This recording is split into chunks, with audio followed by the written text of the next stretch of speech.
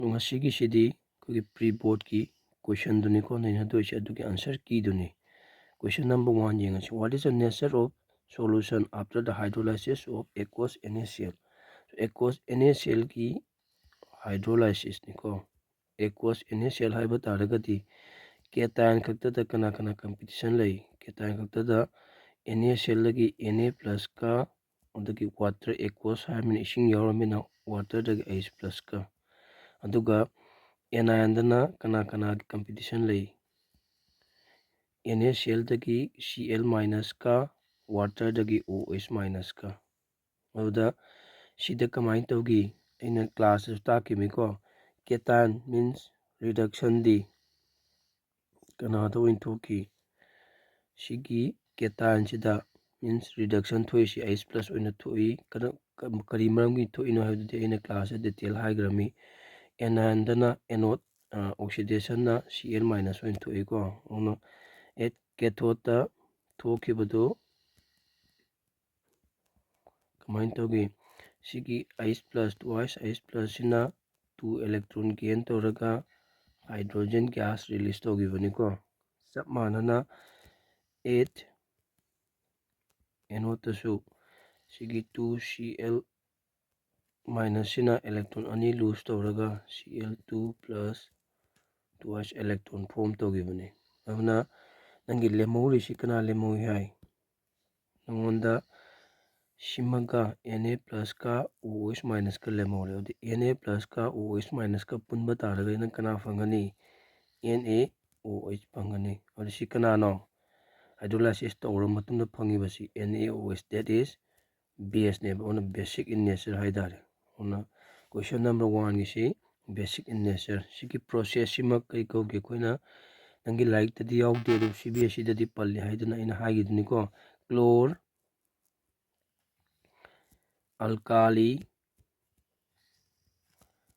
Process कोकी हेबनिको सिदा कैथोड तौरिसी हाइड्रोजन सिन इलेक्ट्रॉन अनि गेन तोइनिको क्लोर अल्काली प्रोसेस कोगी हेबनी क्लोर कोबगी मरमदी एनोड क्लोरीन गैस रिलीज तौगिबगिको अदुगा अल्काली कोबगी मरमदी बेसिक कई कौई अल्काली कौइको अदुना हाइड्रोलाइसिस तौर मतुंदा नंगी NaOH हाइदा फंगिसी बेस नेबा अदुना अल्काली हाइबा ममिंगसी लाइनी so question number 1 सिमा यारानी खलिको then question number 2 what is the name of the first member of cycloalkane हाइमनी सिदी डायरेक्ट लेरेको cyclopropane लेरनी question number 2 then question number 3 how many carbon are there in benzene हाइमनी benzene हाइरगदी formula केनो molecular formula C6H6 नंगी लाइकता सुमायना यावबदो direct को carbon क्या no हंग बता रही कार्बन क्या है नहीं कार्बन 6 कार्बन है दार 6 कार्बन को यहाँ मन कार्बन 12 का कार्बन 18 का इंद्र में को तो लाल है next question number 4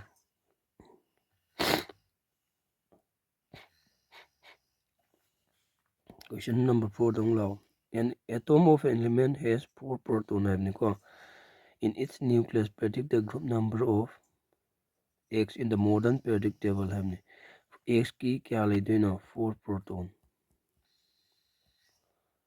the 4 proton लेरमिना मागे atomic number सु क्या तारने X की 4 तारने को the configuration इरो 2,2 करी हैगी नंगे बैलेंस इलेक्ट्रॉन से बैलेंस इलेक्ट्रॉन से क्या तारे बैलेंस इलेक्ट्रॉन 2 तारे को और थ्योरी की मतुंगिना नंगे बैलेंस इलेक्ट्रॉन से ना आइदर 1 नत्र 2 ओइ बतारगदी बैलेंस इलेक्ट्रॉन दुमक मागे ग्रुप नंबर ओइगने हैबनी को होना सिगी ग्रुप नंबर से क्या तारनी 2 तारे को पेरिटी नंबर ऑफ सेल ताकपनी सिदा 1 2 पेरिट 2 तागदबो पेरिटी हंगद्रमिना पेरिट इरर को ग्रुप नंबर खक्ता हंगे और group number 2 हारनी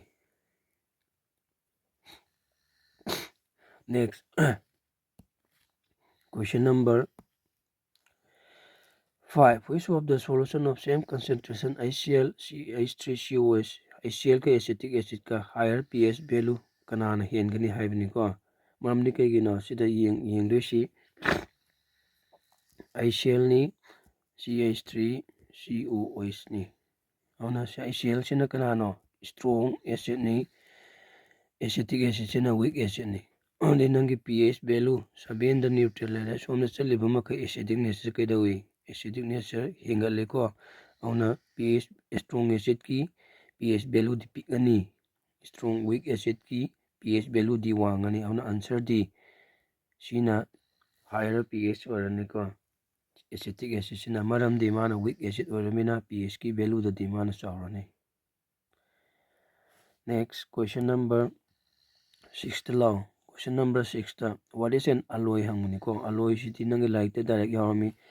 ꯍꯣꯃꯣꯖꯦꯅꯁ mixture of 2 or more metal, ꯅꯠꯇ꯭ꯔꯒꯅ ꯃꯦꯇꯦꯜ ꯑꯣꯔ ꯅꯣꯟ ꯃꯦꯇꯦꯜꯗꯨ ꯀꯩ ꯀꯧꯏ, ꯑꯂꯣꯏ ꯀꯧꯈꯤꯕꯅꯤꯀꯣ. ꯕ꯭ꯔꯥꯁꯁꯤ ꯀꯅꯥꯒꯤ ꯀꯝꯄꯣꯖꯤꯁꯟꯅꯣ ꯍꯥꯏꯔꯒꯗꯤ ꯀꯣꯄꯔ ꯄ꯭ꯂꯁ ꯖꯤꯡꯛꯇꯨꯗ ꯇꯥꯔꯅꯤ, ꯗꯥꯏꯔꯦꯛ ꯌꯥꯎꯔꯕꯅꯤ. Next question number 7, what are word root primary suffix, secondary suffix, secondary prefix of 2-chloro-ethanol ꯍꯥꯏꯕꯅꯤ. ꯁꯣ ꯅꯪꯉꯣꯟꯗ ꯁꯤꯗ word root ꯍꯥꯏꯔꯗꯤ ꯀꯅꯥꯅ ꯄꯤ, ꯅꯝꯕꯔ ꯑꯣꯐ ꯀꯥꯔꯕꯣꯟ. ꯁꯤꯗ ꯏꯠ ꯂꯥꯛꯑꯃꯤꯅ ꯀꯥꯔꯕꯣꯟ ꯑꯅꯤ ꯁꯨꯕꯒꯤꯅꯤꯀꯣ. ꯑꯗꯨꯅ word root ꯅꯪꯒꯤ ꯀꯅꯥ ꯇꯥꯔꯦ, ꯏꯠ. ꯗꯦꯟ ꯀꯅꯥ ꯍꯪꯉꯤ, ꯅꯦꯛꯁꯇ ꯄ꯭ꯔꯥꯏꯃꯔꯤ, ꯑꯩ PS ꯍꯥꯏꯔꯒꯦꯀꯣ. Primary suffix, primary suffix. So primary ꯁꯐꯤꯛꯁꯤꯅ ꯀ꯭ꯂꯥꯁꯇ ꯇꯧꯈꯤꯕꯗ ꯀꯔꯤ ꯍꯥꯏꯅ ꯇꯥꯏ, ꯂꯥꯁꯀꯤ ꯁꯤꯒꯤ ꯚꯤꯗꯤꯑꯣꯗꯁꯨ ꯌꯥꯎꯕꯅꯤꯀꯣ. ꯄ꯭ꯔꯥꯏꯃꯔꯤ ꯁꯐꯤꯛꯁꯤꯅ ꯇꯥꯏꯁꯤ ꯅꯪꯒꯤ ꯀꯝꯄꯥꯎꯟꯗꯨꯗ ꯗꯕꯜꯂ, ꯁꯤꯡꯒꯜꯂ, ꯇ꯭ꯔꯤꯄꯜꯂ ꯇꯥꯛꯄꯅꯤꯀꯣ. ꯑꯗꯨꯅ ꯁꯤꯒꯤ ꯋꯥꯔꯗꯁꯤꯗꯒꯤ ANꯁꯤꯅ ꯀꯩ ꯇꯥꯛꯑꯅꯤ, ꯅꯪꯒꯤ ꯄ꯭ꯔꯥꯏꯃꯔꯤ ꯁꯐꯤꯛꯁ ꯇꯥꯔꯅꯤ. ꯗꯦꯟ ꯁꯦꯀꯦꯟꯗꯔꯤ ꯁꯐꯤꯛꯁ, ꯁꯦꯀꯦꯟꯗꯔꯤ ꯁꯐꯤꯛꯁꯇꯤ ꯀꯅꯥꯅ ꯇꯥꯛꯏ, ꯐꯪꯁꯅꯦꯜ ꯒ꯭ꯔꯨꯞꯅ. ꯑꯗꯨꯅ ꯅꯪꯒꯤ ꯁꯦꯀꯦꯟꯗꯔꯤ ꯁꯐꯤꯛꯁꯁꯤ ꯀꯅꯥ ꯇꯥꯔꯅꯤ, ꯁꯤꯒꯤ OLꯁꯤ ꯇꯥꯔꯅꯤ. ꯑꯗꯨꯒ ꯁꯦꯀꯦꯟꯗꯔꯤ ꯄ꯭ꯔꯤꯐꯤꯛꯁ, SP ꯍꯥꯏꯔꯦꯀꯣ. ꯁꯤꯅ ꯀꯅꯥꯅ ꯇꯥꯛꯑꯅꯤ, ꯅꯪꯒꯤ ꯕ꯭ꯔꯥꯟꯁ ꯅꯠꯇ꯭ꯔꯒꯅ ꯁꯕꯁꯇꯤꯇꯨꯌꯦꯟꯠꯇꯨꯅ ꯇꯥꯛꯀꯅꯤ ꯍꯥꯏꯕꯅꯤꯀꯣ. ꯑꯗꯨꯅ ꯀꯅꯥ ꯇꯥꯔꯦ ꯁꯤꯗ, ꯀ꯭ꯂꯣꯔꯣ. ꯁꯨꯃꯥꯏꯅ ꯑꯣꯏꯒꯗꯕ. ꯌꯦꯡꯉꯨ ꯌꯥꯔꯗ꯭ꯔꯥꯗ.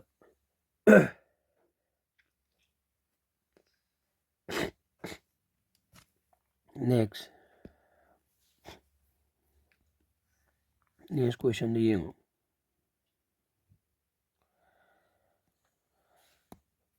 ꯅꯦꯛꯁ ꯀ꯭ꯋꯦꯁꯟꯗ what is the difference between gypsum and plaster of Paris in chemical composition ꯍꯥꯏꯕꯅꯤꯀꯣ. So gypsum ꯍꯥꯏꯔꯒꯗꯤ ꯀꯅꯥ ꯑꯣꯏ, ꯀꯦꯜꯁꯤꯌꯝ ꯁꯜꯐꯦꯠ ꯗꯥꯏꯍꯥꯏꯗ꯭ꯔꯦꯠ ꯍꯥꯏꯕꯅꯤꯀꯣ. ꯑꯗꯨꯒ ꯀꯦꯃꯤꯀꯦꯜ ꯀꯝꯄꯣꯖꯤꯁꯟꯗ ꯈꯦꯠꯅꯕ ꯄꯤꯌꯨ ꯍꯥꯏꯕꯅꯤ.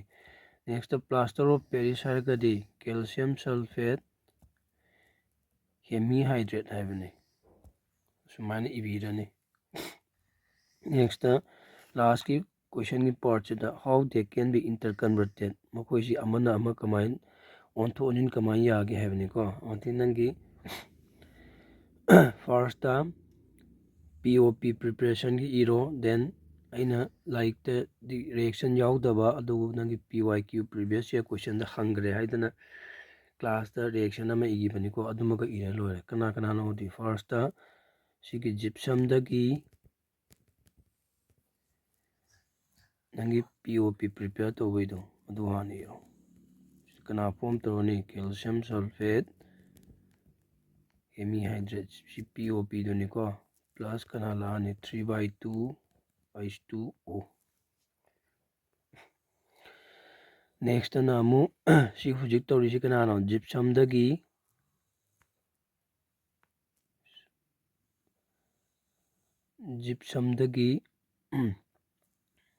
ꯀꯅꯥ ꯑꯣꯜꯂꯦ, POP ꯑꯣꯜꯂꯦꯀꯣ. ꯍꯧꯖꯤꯛꯅ ꯑꯃꯨꯛ POPꯗꯒꯤ ꯖꯤꯞꯁꯝ ꯑꯣꯟꯒꯦ ꯍꯥꯏꯔꯒꯗꯤ ꯅꯪꯒꯤ ꯁꯤꯗ ꯄ꯭ꯔꯗꯛꯇ ꯂꯩꯔꯤꯁꯤꯅ ꯔꯤꯑꯦꯛꯇꯦꯟ ꯑꯣꯏꯅ ꯂꯩꯔꯣ, ꯔꯤꯑꯦꯛꯇꯦꯟ ꯑꯣꯏꯅ ꯏꯕꯤꯔꯣ. ꯑꯗꯨꯒ ꯔꯤꯑꯦꯛꯇꯦꯟꯗ ꯂꯩꯔꯤꯁꯤꯅ ꯄ꯭ꯔꯗꯛ ꯑꯣꯏꯅ ꯏꯕꯤꯔꯣ. ꯁꯤ ꯇꯥꯔꯦ. ꯍꯥꯎ ꯗꯦ ꯀꯦꯟ ꯕꯤ ꯏꯟꯇꯔ ꯀꯟꯚꯔꯇꯦꯠ ꯍꯥꯏꯗꯤ ꯑꯃꯅ ꯑꯃꯗꯒꯤ ꯀꯃꯥꯏꯅ ꯑꯣꯟꯒꯅꯤ ꯍꯥꯏꯗꯨꯅꯤꯀꯣ. Then question number 9, what is the difference between an ore and an mineral ꯍꯥꯏꯕꯅꯤꯀೋ. ꯑꯁꯤꯗꯤ ꯅꯪꯒꯤ ꯀ꯭ꯂꯥꯁꯇꯁꯨ ꯍꯥꯏꯈ꯭ꯔꯃꯤ, ꯂꯥꯏꯔꯤꯛꯇꯁꯨ ꯗꯥꯏꯔꯦꯛ ꯏꯕꯅꯤꯀꯣ. ꯀꯃꯥꯏꯅ ꯏꯈꯤ, all ores are minerals, but all minerals are not ore haido. Aduniko adu ore kaino mineral kaino hadi in class the hena detail ta amame. Then see question number 9 gi see last part. Discuss the electrolytic refining of copper. Sida maximum nakoina irimi si yade ko maramdi kegeno si iba matamda nangi anode kana halawi cathode kana halawi anode thokpa reaction cathode thokpa reaction sima main oina igadamne wording dudi main nate wording dudi idabadi yade tawadabu nangi main hena main oidi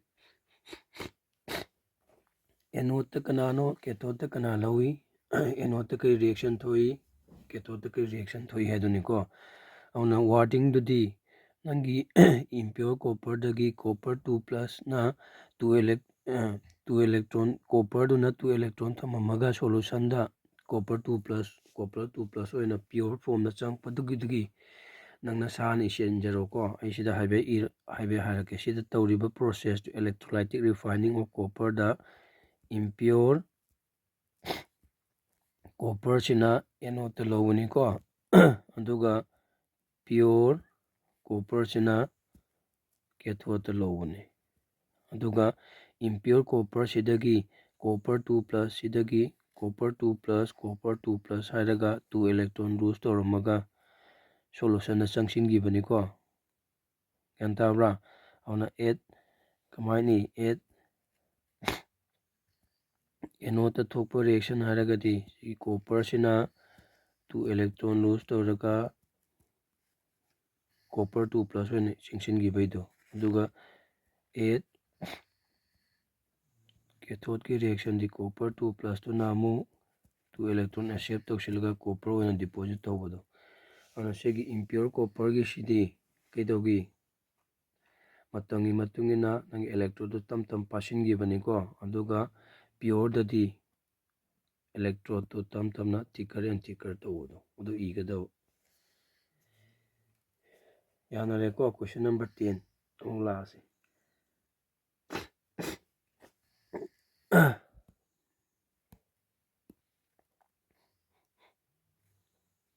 question number 10 the atomic number of X and Y are 20 and 17 respectively. What type of bonding is expected when they combine chemically? Give the formula and electron dot structure of the compound formula. Question number 10.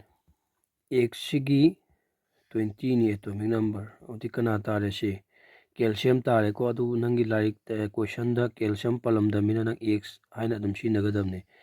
Calcium ki configuration ni 2 8 8 2 dagi Y si kana tare 17 that is 17 haragadi chlorine tare si su chlorine ne da nangi question da piram da mina nangi mind da di chlorine ni khalo adu direct oin i dia de 2 8 7 asi calcium china kana tare metal X sina Y sina kana tare non metal adu metal ga non metal le marakta kana bond form tawi ionic bond auna what type of bonding asi kari hani ionic bonding haigada ionic bond haigera ionic bonding haigera hairani aduga give the formula hamne odi calcium gi symbol sida x sina x valence kyano 2 y gi di valence electron 7 leramina valence 1 tarani ko ona chemical give the formula haibadu dikana tani x y 2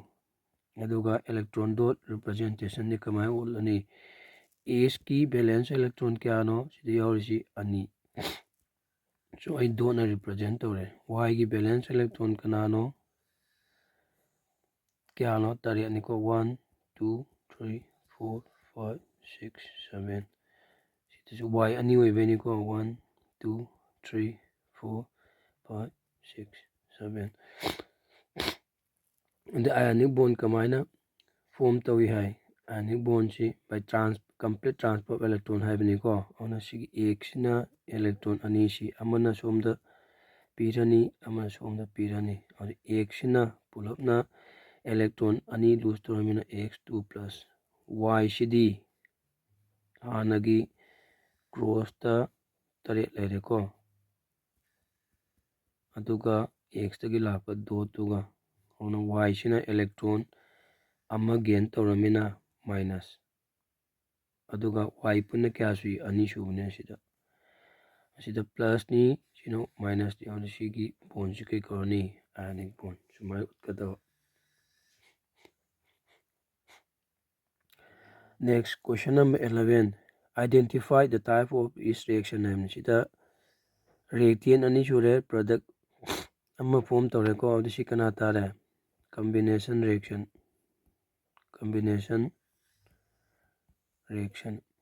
Then combination ꯍꯥꯏꯗ꯭ꯔꯁꯨ ꯀꯔꯤ ꯍꯥꯏ? ꯁꯤꯗ hydrogen add ꯇꯧꯕꯅꯤꯅ ꯀꯔꯤ ꯇꯥꯔꯝꯒꯅꯤ? ꯁꯤ reductionꯁꯨ ꯀꯧꯔꯦ, ꯌꯥꯔꯦꯀꯣ? ꯑꯗꯨꯅ ꯁꯤꯗ reductionꯁꯨ ꯀꯧꯔꯝꯃꯤꯀꯣ, ꯑꯗꯨꯅ ꯑꯩꯅ ꯍꯥꯏꯗꯣ reactant ꯑꯃꯗ reaction ꯊꯣꯛꯈꯤꯕ ꯇꯥꯔꯒꯗꯤ ꯑꯃꯗ oxidation ꯊꯣꯛꯒꯅꯤ ꯍꯥꯏꯕꯗꯣꯀꯣ, ꯑꯗꯨꯅ oxidation ꯑꯣꯏꯔꯅꯤ, redox ꯍꯥꯏꯔꯁꯨ ꯌꯥꯔꯦ꯫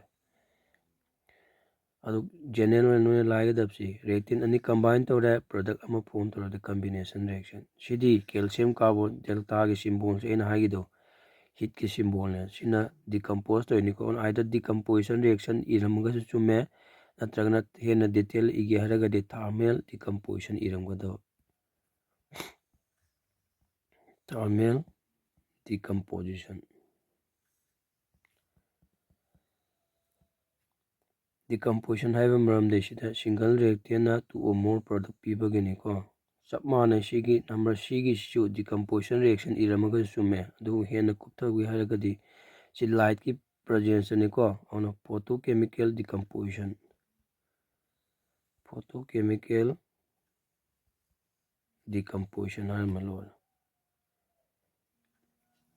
ꯌꯦꯡꯂꯔꯣ question number 11.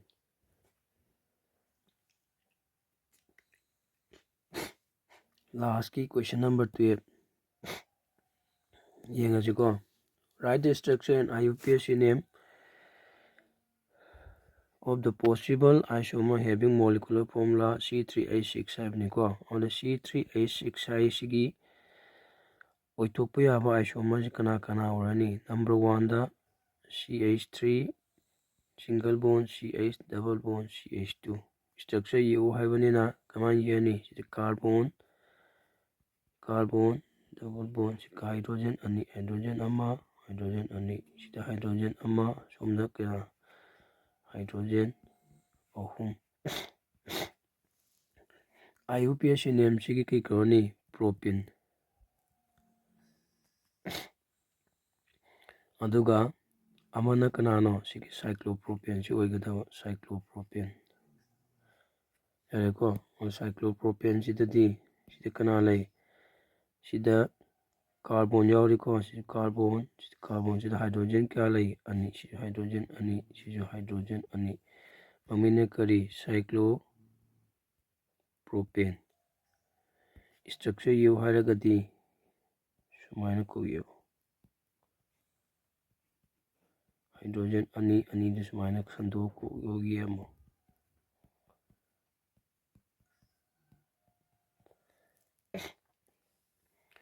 Yareko then makha question da yengo.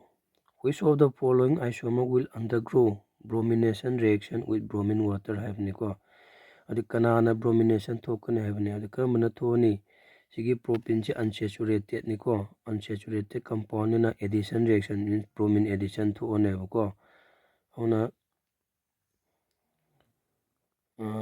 sumani iro CH3 siga kanaga bromine water ga reaction tawdoine. Kamain tawgi si bromine amana sida tawro, bromine amana sida add tawro, sigi double si single kakta tuwaro. Odi CH3 CH sida kanala ani BR sida CH2 BR. Odi kana kari korni maming 1 2 dibromo propane korani. The write the reaction involved haibududi sida isile ko. Sigi reaction si nangi like the TS for unsaturation haiga yawbuduni ko yam tuina hangbani. Sida aduda kari hai orange color bromine si decolorized tawgi haibudu ko. Sini nangi ꯄ꯭ꯔꯤ ꯕꯣꯔꯗꯀꯤ ꯀꯣꯏꯁꯟꯁꯤꯡꯗꯣ ꯑꯗꯨꯅ ꯍꯣꯠꯅꯧꯀꯣ ꯍꯣꯠꯅꯕ ꯌꯥꯝ ꯋꯥꯠꯂꯤ ꯐꯔꯦ ꯁꯤ ꯍꯥꯏꯔꯒ ꯅꯪꯒꯤ ꯁꯤꯒꯤ ꯍꯥꯏꯐꯦꯠ ꯁꯣꯂꯨꯁꯟꯁꯤ ꯌꯦꯡꯁꯤꯜꯂꯣ ꯑꯗꯨꯒ ꯂꯣꯏꯁꯤꯜꯂꯁꯤꯀꯣ ꯊꯦꯡꯛ ꯌꯨ ꯑꯣꯜ